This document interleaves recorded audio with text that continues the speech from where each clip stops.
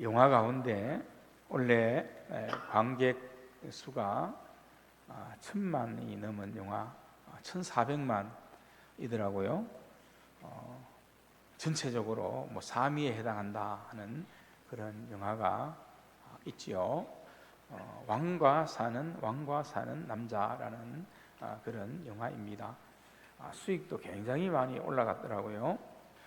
이 영화 왕과 사는 남자는 수양대군이 이제 권력을 찬탈할 때 일어났던 그때의 사건입니다.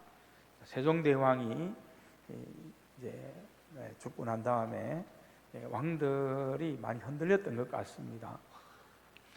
그래서 수양대군과 우리가 잘 아는 당시 정말 아주 머리가 비상했던 사람 한명회, 그리고 단종의 이야기입니다. 예전에도 한명회와 관계된 또 이 수양대군과 관계된 영화가 나왔지요. 그때 유행했던 말이 있습니다. 내가 왕이 될 상인가?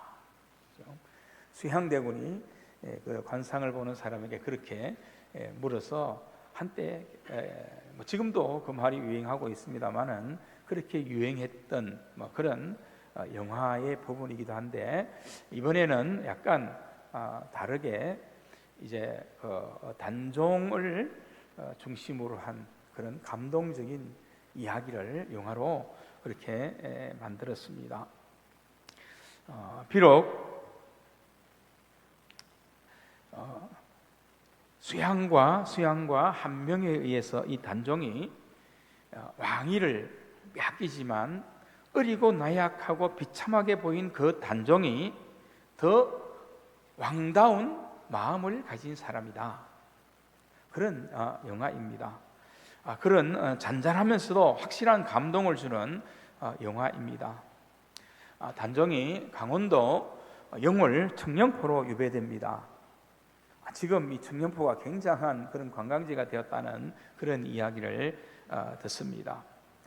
그리고 그런 유배지에서 이 비운의 왕 단종과 그를 지키려고 했던 호장 음흥도의 이야기입니다. 그리고 그곳 주민들의 아름다운 마음을 그려낸 그런 사극입니다. 실록에 가려진 민초 백성들의 시선에서 이 단종을 조명했던 그런 영화입니다. 단종이 고독하게 유배지에 머물지요. 그러나 그가 아름다운 성장을 그 가운데 하지 않습니까? 결국 불의한 어떤 승리자보다 정의로운 패배자가 오히려 역사의 승리자임을 이 영화를 통해서 전해주는 그런 의미가 전달됩니다. 특히 이 음흥도 역을 맡은 이 배우의 진심 어린 연기가 큰 감동을 주어서 사람들로 하여금 눈물 없이 보기 힘든 그런 영화로 만들기도 하는 거지요. 정말 하늘 높은 권세를 자랑하며 권력을 쥐고 있었던, 그래서 모두가 머리를 조아리는 수양대군이 진정한 왕이 아니라는 것입니다.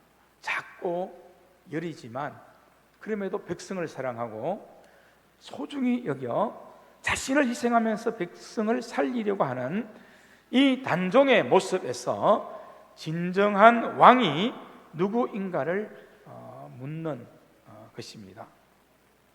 이것을 깨닫고 마음으로 진심으로 끝까지 충성과 의리를 지킨 음흥도, 왕과 사는 남자, 이 음흥도의 모습이 이 영화를 참 감동하게 만듭니다. 음흥도라는 이 사람이 마지막에 수양대군을 선택할 것인가 아니면 단종을 택할 것인가, 그런 어떤 상황에 처해졌죠. 그렇지만 이 음흥도는 세상적으로 보면 힘이 없고 상황도 바꿀 수 없는 작은 인물이지만 그는 자신의 생을 다할 때까지 그 단종, 왕의 곁을 지키는 그 선택을 하게 됩니다. 눈물이 나도록 말입니다. 영화를 보면 정말 현대인들의 감성에 딱 맞는 그런 영화인 것 같습니다.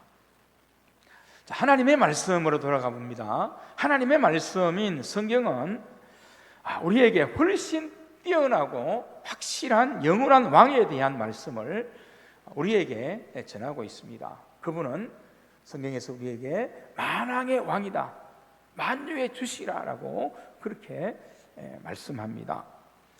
진리의 왕이시며, 그리고 그분은 생명의 왕이십니다. 그리고 마지막에는 모든 승리를 이루시는 완전한 승리의 왕이다라고 성경은 이렇게 우리에게 말씀하고 있습니다.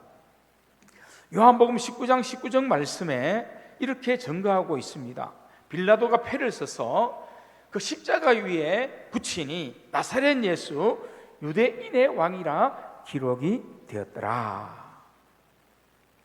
당시에 죄수들을 이제 십자가에 처형할 때는 죄수의 이름을 적고 직책을 또 혹은 죄명을 쓴 패를 십자가 위에 부착하게 되어 있습니다. 그런데 예수님의 이 십자가 위에는 빌라도가 직접 쓴 거지요. 유대인의 왕이라고 그렇게 글을 쓰게 된 것입니다. 나사렛 예수 유대인의 왕, 그렇게 팻말을 쓴 게 된 거지요. 물론 유대인들이 이것을 전혀 동의할 수가 없습니다. 그래서 빌라도에게 말하지요. 그 유대인의 왕이라 쓰지 말고 자칭 유대인의 왕이라고 좀 바꾸면 안 되겠느냐, 그렇게 건의합니다. 그런데 이 빌라도가 단칼에 그냥 거절해 버리지요. 그러면서 나는 내가 써야 될 것을 썼다라고 그렇게 말하게 되는 것을 보게 됩니다. 아마 이 빌라도가 그래도 그 유대 그 지도자들 억눌렸던 그런 감정도 있고 하니까 아마 이렇게 표현함으로 해서 그 마음을, 유대인들에게 맺힌 마음을 조금이라도 풀어보려고 했던 그런 의도가 있었던 그런 이유도 충분히 보여지긴 합니다. 그러나 사실은 빌라도가 어떤 의도에서 또 어떤 마음을 가지고 나사렛 예수 유대인의 왕 이렇게 적었던지, 그것은 사실은 그 빌라도의 뜻만이 아니라는 것을 알 수 있습니다. 빌라도의 그런 감정이나 또 빌라도의 그런 마음을 움직여서 하나님께서, 예수 그리스도께서 왕이라는 사실을 십자가의 죽음 앞에서 드러내시기 위한 하나님의 섭리가 그 가운데 분명히 나타나고 있다는 것을 우리는 말씀을 통해서 분명히 보게 되는 것입니다. 자, 그래서 겉으로 보기에는 빌라도가 이 팻말을 쓰고 부착한 것 같지만 그것은 실은 하나님의 역사였다는 사실입니다. 자, 우리가 그 골고다 회골이라는 언덕을, 그 광경을 한번 그려봅니다. 오늘 찬양도 비슷한 그런 찬양을 했지만 그 골고다, 이 골고다가 이제 해골이라는 곳이잖아요. 해골에 예수님이 십자가에 죽으심으로 생명을 부어주는 그런 의미가 있는, 이 정말 골고다에서 돌아가셨다는 사실권도 그저된 것이 아니 하나님의 얼마나 놀라운 승리가 있는가 하는 것을 보여주지 않습니까? 해골의 장소를, 해골의 인생을 참 생명의 자리로 바꾸시는 예수님의 보혈의 피다, 이것을 보여주기 때문인 거지요. 그런데 여러분, 그 해골 언덕 위에 십자가 세 개가 나란히 서 있습니다. 양편에 두 강도가 함께 못 박혀 있지요. 그 가운데 예수님께서 십자가에 못 박혀서 그렇게 피를 흘리고 계십니다. 만약에 이 팻말이 없었더라면 예수님께서는 강도와 함께 강도처럼 그렇게 돌아가시고 말았을 것입니다. 그러나 하나님께서는 바로 예수님의 십자가 위에 친히 팻말을 붙여 주셨습니다. 이분은 유대인의 왕, 다시 말하면 하나님의 아들이시오 만민의 구세주라고 말입니다. 그러기에 이 골고다 언덕에서의 이 팻말의 가치는 정말 측정 자체가 불가능하다라고 할 수 있는 거지요.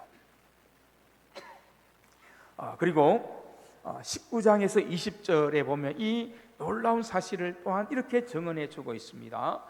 예수의 못 박히신 곳이 성에서 가까운 거로 많은 유대인들이 이 패를 읽는데 히브리와 로마와 헬라말로 기록되었더라, 그렇게 말씀합니다.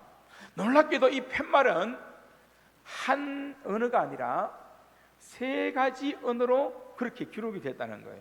놀라운 사실입니다. 이게 히브리어는 유대인들이 사용하는 아람어였습니다. 로마어라는 것은 정복자 로마 제국이 공식 사용하는 용어인 라틴어입니다.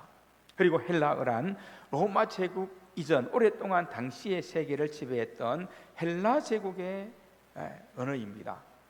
그 당시에는 라틴어보다 더 폭넓게 사용되었던 그런 대중 언어였지요. 자, 이것이 무엇을 담고 있습니까? 하나님께서 골고다 언덕 십자가 위에서 못 박혀 돌아가신 예수님, 그분이야말로 온 인류의 죄값을 대신 치르신 만인의 구세주라는 것을 친히 그것을 통해서 우리에게 선포하고 있는 것입니다. 유대인뿐만 아니라 모든 세상 사람들의 죄를 위해서 예수님께서 십자가에서 돌아가셨다, 그분이 왕이시다 하는 그런 의미가 되는 것입니다. 그러므로 여러분, 성경에서 말씀하고 있는 바 이 유대인의 왕이란 바로 영원하신 하나님 나라의 왕이심을 의미하는 분명한 말씀입니다. 그래서 예수님께서 십자가를 지고 가실 때 그때의 표현을 보면 자기 십자가를 지시고 이렇게 표현했습니다. 예수님께서 십자가를 지고 가는 이 십자가를 지는 것이 수동적인 표현이 아니라 능동적으로 예수님 본인이 자원해서 그 십자가를 지고 가셨다 하는 그런 의미가 되는 것입니다. 하나님의 뜻이 무엇인지, 아버지의 마음이 무엇인지 알기 때문에 예수님께서는 친히 그 십자가를 지는 그 일을 감당함으로 나아가셨다는 그러한 사실이지요.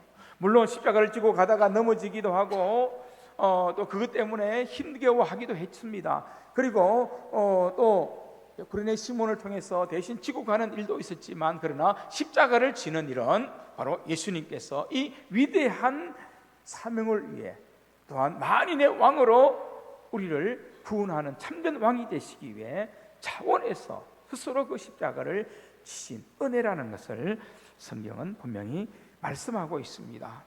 그래서 그 참혹한 십자가를 자발적으로 기꺼이 지셨다 하는 것입니다. 자, 이것이야말로 하나님께서 예수님을 죽음 속에서도 반드시 책임져 주실 것이란 부활과 승리의 보증서였던 것이다라고 말할 수 있는 거지요.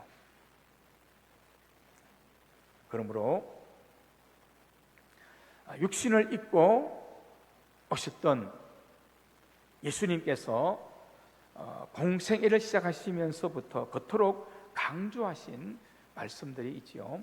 예수님께서 맨 먼저 복음을 전하시면서 외쳤던 말씀이 무엇입니까? 하나님의 나라가 임했다.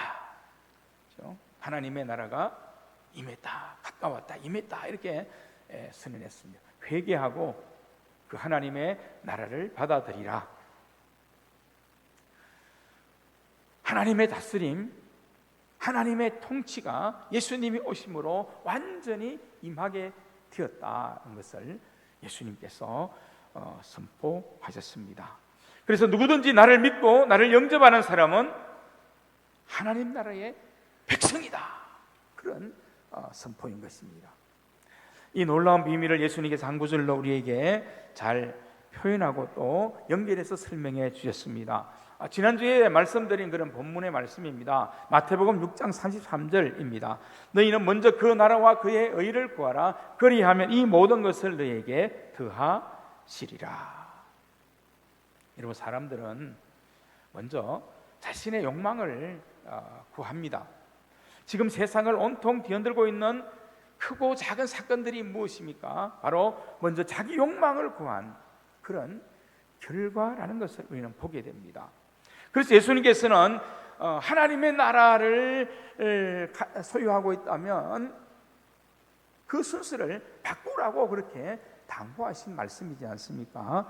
먼저 하나님의 나라와 그 일을 구하라는 그러한 말씀인 것입니다. 먼저 하나님과의 관계를 바르게 맺고 또 그분의 법도를 따라 살라는 것입니다. 그때 하나님께서는 우리에게 필요한 모든 것을 책임져 주시는 왕이 되어 주실 것이다 라는 그런 말씀인 거지요. 우리에게 책임만 요구하시는 것이 아니라 왕이신 그 예수님은 세상의 왕과는 다르지 않습니까? 완전하고 완벽하고 조금도 모자람이 없는 왕이시지 않습니까? 그래서 우리는 만왕의 왕이라고 예수님을 고백하게 되는데요, 예수님, 그 예수님, 왕이신 예수님께서 내가 더하여 주시리라, 책임지는 그런 은혜를 베풀겠다, 그렇게 말씀합니다. 그래서 여러분, 우리의 왕이신 예수님께서는 하나님의 나라와 그의 의를 먼저 구하면 반드시 책임져 주심을 그 십자가 위에서 친히 증명해 보여 주셨습니다. 그러므로 여러분, 왕이신 예수 그리스도는 세상의 왕들과는 본질적으로 다르다 하는 사실입니다. 스가랴서 9장 9절의 말씀입니다.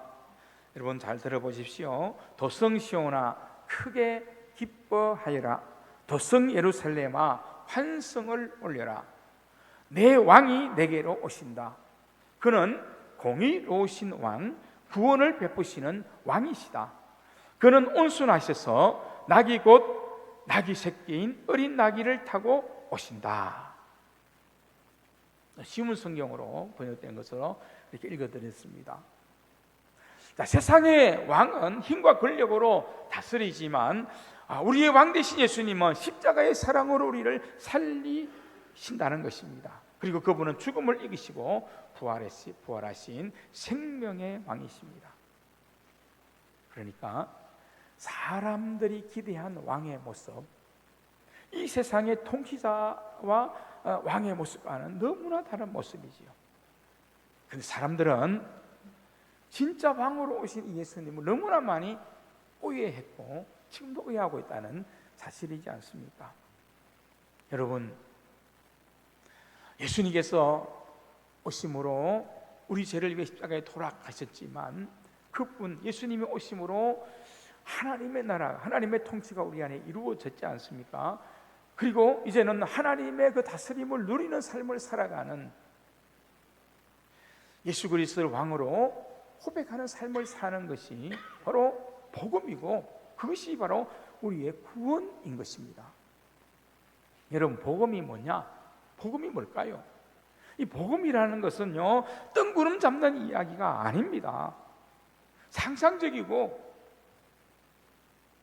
형이사학적인 그런 의미를 가진 것이 복음이 아닙니다. 복음은 확실하고 구체적이고 실제적인 우리 인간에게 임하여진 은혜이고 하나님의 사랑입니다. 그래서 이 복음이 뭐냐 할 때 구체적인 은혜입니다. 죽었다가 살아나는 실제의 사건입니다. 그래서 우리가 예수님을 믿게 되면 예수님과 함께 죽고 실제로 우리는 다시 살아난다라고 우리의 구원을 그렇게 분명히 성경에서 말씀하고 있지 않습니까? 그리고 하나님의 나라가, 하나님의 통치가 내게 임하여지는 실제입니다. 그래서 여러분, 복음은 실제입니다. 사상이나 이념도 아니고 형이사학적인 그런 철학적인 것도 아니고 우리 인간에게 가장 중요하고 가장 필요한 우리에게 생명과 또 우리의 가장 기쁨과 소망이 되는 바로 그 복음이라는 것을 분명히 알 수 있습니다. 그래서 예수 그리스도는 우리의 복음이다 하는 것이지요. 그래서 여러분, 우리는 왕 대신 예수님을 우리의 중심으로 받아들이는 이 실제의 사건, 이것이 바로 뭐라고요? 우리의 구원이고 또 복음의 은혜입니다. 사도행전 5장 31절 말씀입니다. 이스라엘에게 회개함과 제사함을 주시려고 그를 오른손으로 높이사. 하나님께서 예수님을 높이사 임금과 구주로 삼으셨느니라 말씀합니다. 여러분, 그 말씀처럼 예수님은 우리의 구주이십니다. 그리고 예수님은 나의 임금이십니다. 어떤 분은 그럴 수 있습니다. 목사님, 예수님이 왕이라는 사실이 저는 실감이 잘 나지 않습니다. 그것을 온전히 받아들이지 못하기 때문이기도 하겠지요. 또 왜냐하면 내 안에 계신 예수님이 너무 작아요. 내가 더 큰 왕의 자리를 차지하고 있으니까 예수님은 너무 작아요, 이렇게 말하기도 합니다. 또 예수님이 나에게 말씀하는 것을 나는 잘 알아듣지도 못해요, 그렇게 말하는 그런 사람도 있습니다. 그래서 여러분, 이렇게 믿기는 하지만 자기에게는 예수님이 왕과 같은 그런 권세가 있으신 분이 아니라는 것입니다. 그래서 예수님을 왕으로 그렇게 모시고 살기가 어렵다는 것입니다. 여러분, 지금 우리 가운데도 지금 그런 분들이 있으실 것입니다. 그러나 여러분, 하나님의 약속은 너무나 분명합니다. 우리가 예수님을 믿으면, 예수님을 나의 주님으로 고백하고 예수님을 영접하면 이미 내 안에 하나님의 나라가, 하나님의 통치가 이루어진다라고 약속하고 선포하고 있지 않습니까? 이건 내가 원하고 원하지 않는 그런 문제가 아니라 내가 그렇게 고백하고 영접하는 순간 내 마음은 하나님의 나라가 되어버리는 것입니다.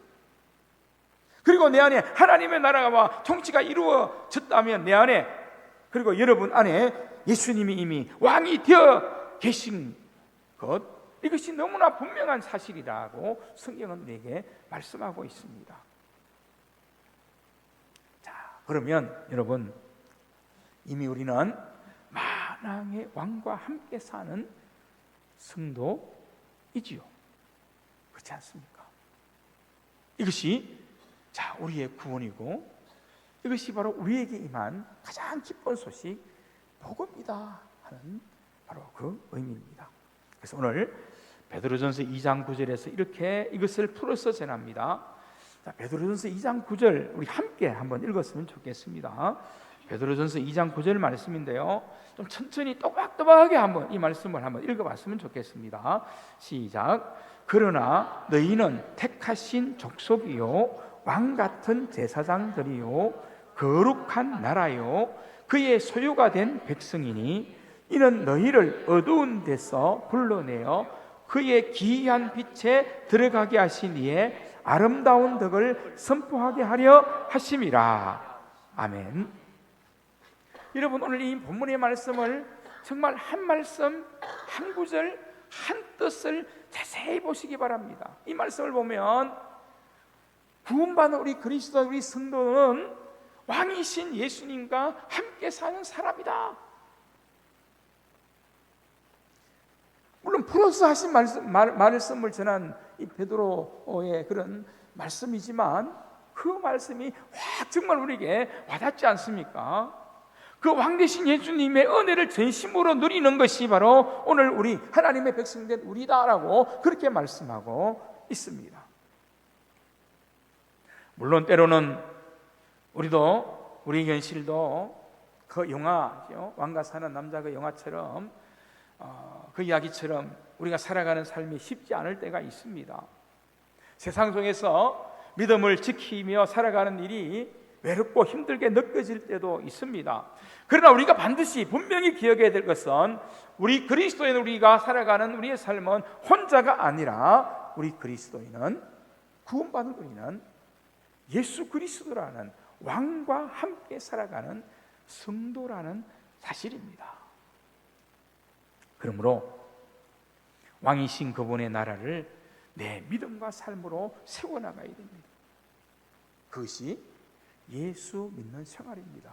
그것이 신앙생활입니다. 그것이 복음의 삶을 사는 것이지요. 만약에 왕 되심을 거부한다면 예수님은 우리 안에 역사하실 수가 없습니다. 그런 사람에게는 분명한 믿음의 역사가 없겠죠. 일어나지 않습니다. 구원과 성화와 영화로 나아가는 우리의 그 믿음의 걸음에도 역사가 일어날 수가 없는 거죠. 결국 어떻게 되겠습니까? 우리의 삶과 신앙은 불순종으로만 반응할 수밖에 없는 것 아니겠습니까?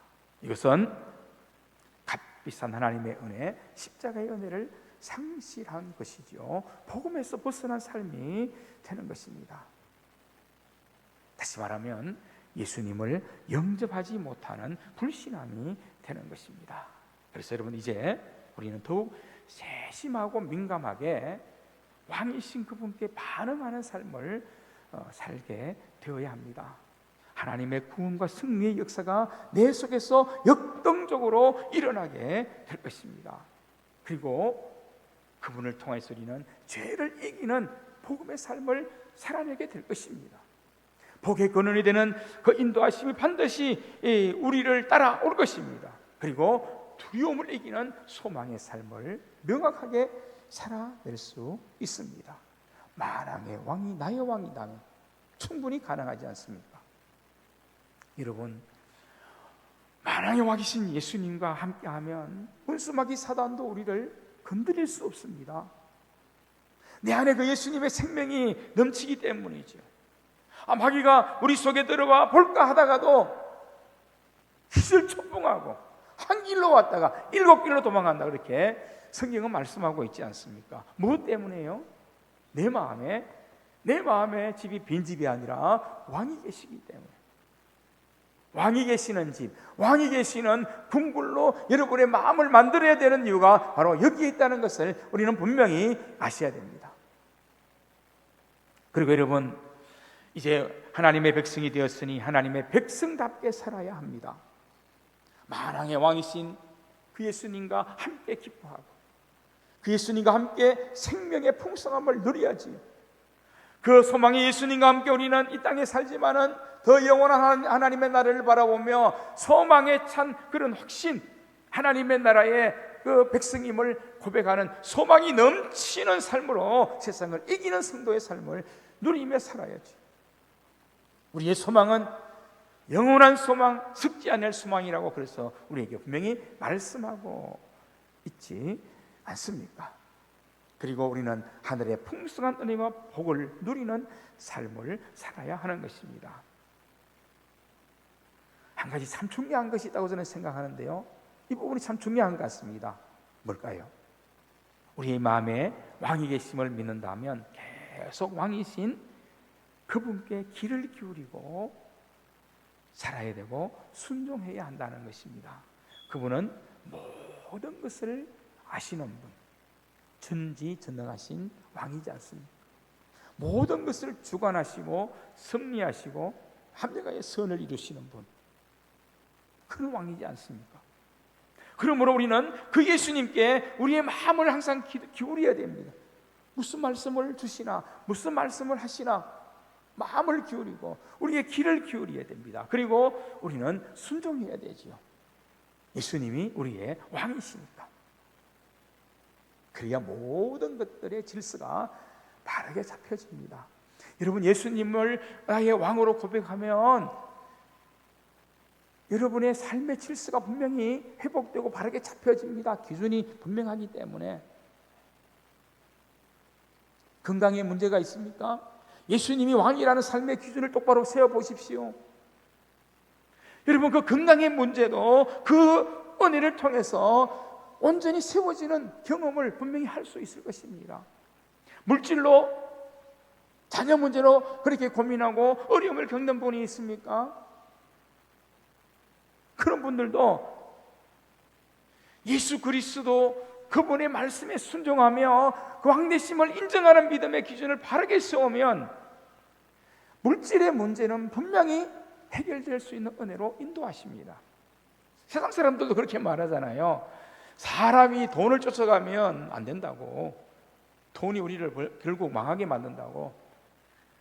세상 사람들 그렇게 말한다면 우리는 이 물질의 주인 되시는 하나님, 그분을 왕으로 섬기고 또 그분의 말씀에 순종하며 그분께 귀를 기울이며 어떻게 우리의 물질을 사용할까라고 믿음의 중심을 바로 잡으면 물질의 문제는 온전히 해결되어집니다. 저는 지금까지 그렇게 살았습니다. 하나님의 놀라운 역사가 부어지는 것들을 너무너무 많이 경험했습니다. 왕이신 그분이 물질도 주관하시는구나. 경험해 보시면 아는 그런 은혜지만 경험해 볼 수 있게 되기를 바랍니다. 예수님은 나의 왕이시다. 나는 왕과 함께 사는 남자다. 나는 왕과 함께 사는 여자다.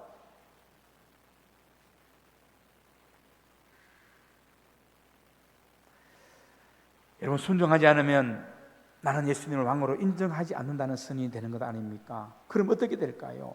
사사기 21장 25절 말씀처럼 그때 이스라엘에 왕이 없으므로 사람이 각기 자기의 소견에 옳은 대로 행하였더라.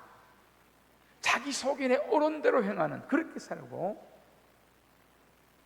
예수를 믿는다고 교회를 다닌다고 하지만 그렇게 믿어버리고 마는 겁니다. 여러분, 우리 교회의 영광교회의 자랑이 무엇이어야 합니까? 예수님이 왕이신 교회다. 이것이 우리의 자랑이 되어야 됩니다.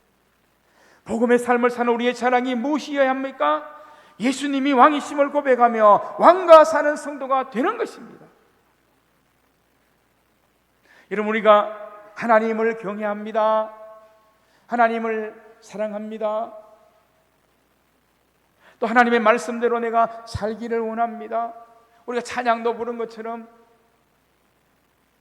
예수 그리스도의 그 소중한 은혜의 값을 분명히 고백하면서 정말 십자가의 은혜 가운데 우리가 살기 원합니다 라고 우리가 고백하는 것이 우리의 믿음이잖아요. 그것이 우리가 하나님께 주신 은혜대로 사는 삶이라고 하지 않습니까? 그런데 여러분, 우리가 그렇게 고백하는 내용과 예수님은 나의 왕이라는 고백과는 틀린 것이 아닙니다. 연결되는 것이에요. 연결되는 것입니다. 그런데 많은 사람들이 예수님은 나의 주님이시라는 것에 대해서는 고개를 많이 끄덕이고 공감을 하는데, 예수님이 나의 왕입니다, 나는 왕과 사는 성도입니다 라고 하는 이 고백에서는 너무 희미하다는 거예요. 그것은 올바른 구원도 아니고 올바른 믿음도 아니겠지요. 하나님을 경외합니다. 하나님을 사랑합니다. 말씀대로 살기 원합니다. 십자가의 은혜로 구원받았으니 그 은혜에 더 보배로운 삶을 살기 원합니다라고 고백하는 그 고백이 뭐냐 하면, 예수님이 내 안에서 나의 왕이 되심을 내가 믿습니다는 고백과 동일한 고백임을 이제부터 확신하고, 이제 여러분이 살아가는 모든 삶에는 내 안에 왕이 계신다, 만왕의 왕이시다, 그 고백을 분명히 하셔야 됩니다. 이것이 뭐라고요? 이것이 우리의 구원이기 때문입니다. 이것이 뭐라고요? 이것이 가장 소중한, 아끼고 아끼는 독생자를 우리에게 내려 보내주셔서 십자가에서 우리 죄를 위해 돌아가게 하신, 이것이 바로 그 복음의 중심이기 때문입니다. 그 은혜를 누리라고 예수님을 보내주셨고, 예수님을 믿는 순간 예수님이 우리 안에 오셔서 하나님의 나라를 만드시고 그 은혜를 누리며 살라고 우리에게 주신 것이 구원이고 복음이기 때문입니다.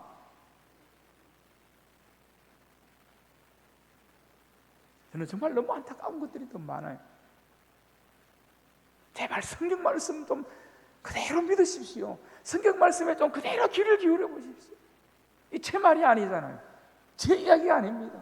성경에서 하는 말씀입니다. 성경에서 하는 이야기입니다.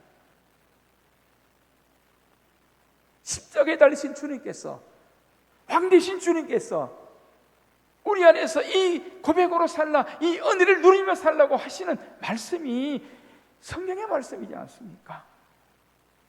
이제 우리가 오늘 본문에서 말씀하시는 것처럼 우리가 왕같은 제사장의 사명을 감당하는 은혜와 능력으로 살아내기를 바랍니다. 이것이 거룩한 나라요, 그의 소유된 백성이요, 그의 기이한 빛에 들어가게 하신 이의 아름다운 덕을 선포하게 하는 우리의 믿음이 되는 것입니다.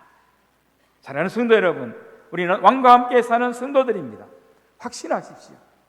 그래서 여러분, 만왕의 왕 되신 예수님과 날마다 동행하며 승리하시기를 축원합니다. 기도하겠습니다.